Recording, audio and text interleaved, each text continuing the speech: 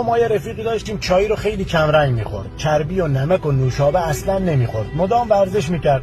هر وقت ازش میپرسیدم چرا قد به خودت سخت میگیری، بخور بابا، میگفت برای سلامتی بده و سکته میاره. اینقدر رعایت میکرد، اینقدر فکر سکته نکردن بود که تو 45 سالگی بر اثر سکته قلبی فوت کرد.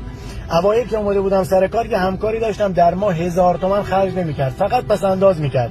بعضی وقتا میگفت این همه پس انداز میکنم نکنه تو این مسیر یه روز تصادف کنم بمیرم. آخرش تو همون مسیر تصادف کرد مرد. میگن چند سال پیش یه زندانی تو امریکا از زندان فرار میکنه، میره ایستگاه راه آهن، سوار یه واگن باری میشه، در واگن خودکار بسته میشه و قطار راه میفته. متوجه میشه که سوار فریزر قطار شده.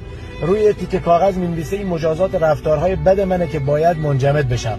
قطار به ایستگاه میرسه و مامورا با جسد زندانی روبرو میشن در حالی که فریزر قطار خاموش بوده. میخوام اینو بهتون بگم، توی دنیا منتظر هر چی باشیم همون برامون پیش میاد. اگه منتظر شادی باشیم شادی پیش میاد، منتظر غم باشیم غم پیش میاد. هیچ وقت پولو برای بیماری و مشکلات پس انداز نکن چون رخ میده. پولو برای عروسی، خرید خونه، ماشین، مسافرت، اینجور چیزا پس انداز کن. اگه گفتی این پول برای خرید ماشینه دیگه به تصادف فکر نکن. ژاپنی‌ها یه ضرب المثل دارن که میگه اگه فریاد بزنی به صدات گوش میدن، اگه آروم بگی به حرفت گوش میدن. قدرت کلماتتو بالا ببر نه صدات رو. این بارونه که باعث رشد گلها میشه نه رعد و برق.